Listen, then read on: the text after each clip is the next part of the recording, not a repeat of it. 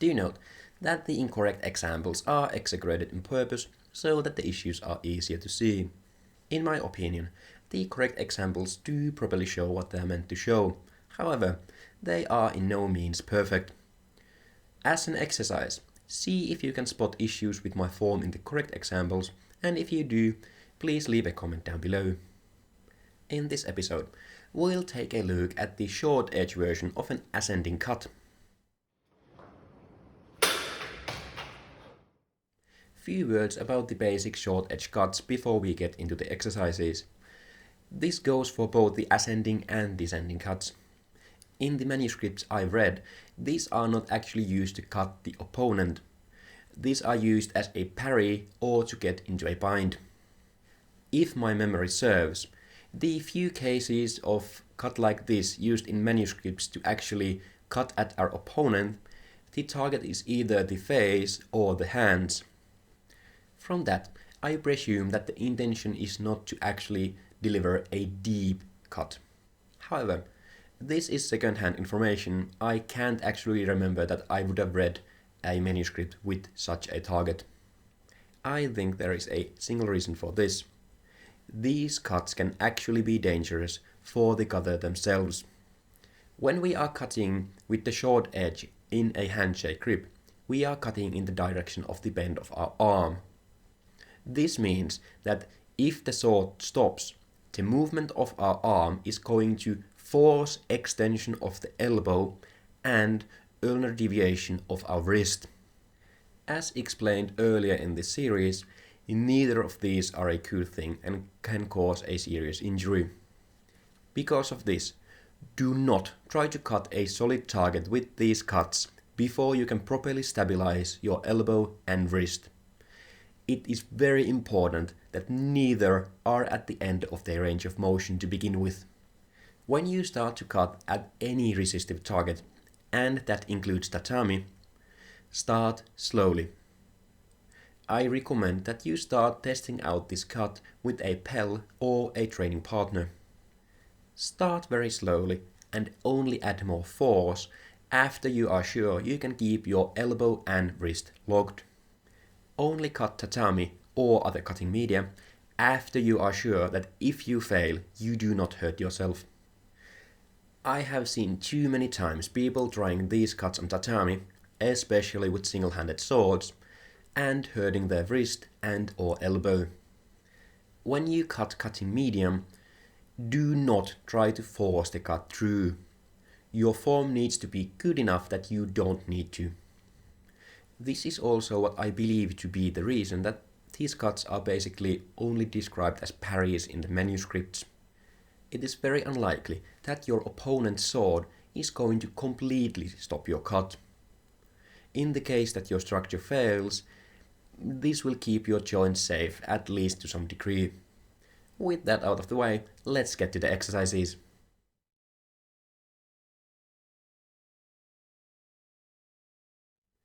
Unlike with the long edge ascending cuts, I recommend that you start practicing this cut at an angle you are comfortable with. Instead of concentrating cutting at a more difficult angle, concentrate on having proper wrist and elbow structure. However, I would recommend that this angle is closer to vertical than horizontal. As explained earlier in the series, closer the horizontal the cut is, the more difficult it is to cut tatami with. After you can do the cut at an angle you are comfortable with, you can then move to learning the cut at a 45-degree angle, and then move to other angles from there. Now, let's see how to get to a proper starting position for this cut. The easiest way to get to a starting position is to cut a descending long edge cut and stop at the end position. This is your starting position for the opposite short edge ascending cut. This works for both dominant and non-dominant side cuts. As this is an ascending cut, you can start with either foot forwards. Once again, I recommend that you start with the one that feels easier. This way, you can concentrate on keeping your elbows and wrists safe. I find this cut to be easier when done from the dominant side. Having my arms crossed allows my wrists to stabilize each other. This is also the side I'm showing the examples from. Naturally, you can also start the exercises from the non-dominant side if you find it easier. At this point in the series, it should be trivial to adapt the exercises to the other side. Now to the exercise itself. Stand in the starting position. Grip properly and brace. Generate power by rotating around your spine and bring your arms up. Stop the cut at the start position of a descending cut from a high guard on the non-dominant side. In theory, there is nothing difficult with this cut. Where the difficulty lies is that it is very difficult to compensate for bad form with this cut. As said, if you try to force the cut through, it is possible that you hurt yourself. Because of this, there is very little room for error when cutting media. Let's take a look at the most common issues with this cut. A common issue is to have a close to 90 degrees cut. As it shortens your reach, it makes it more difficult to cut.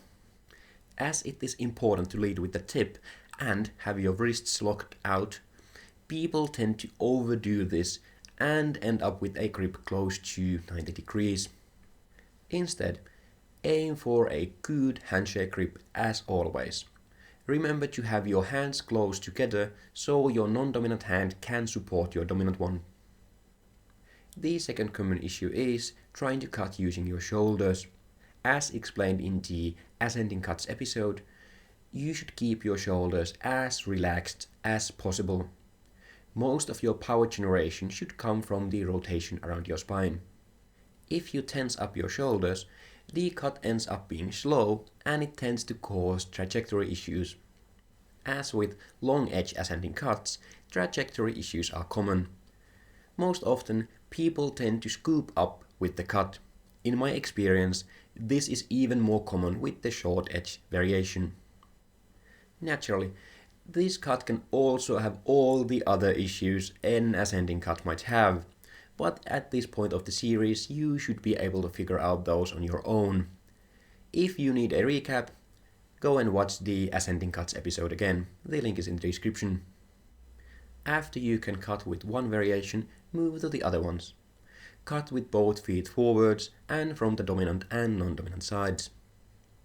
Learn to cut at all angles and also add the basic movement and stepping exercises to your arsenal. As I said earlier, it is important that you practice this cut against a Pell or other resistive target.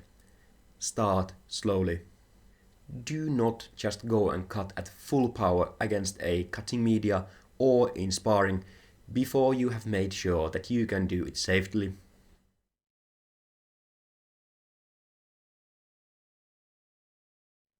Before we get into the recap, go and tap that like button and subscribe if you haven't already. It is easy to hurt your wrists and elbows with this cut. Make sure that they are properly locked and not at the end of their range of motion. Before cutting at a hard target, such as tatami or an opponent, make sure that you practice with a resistive target with low-powered cuts. Learn to cut with both feet forwards and the dominant and non-dominant sides. Don't forget to practice movement and stepping with the cuts. Also, remember transitions.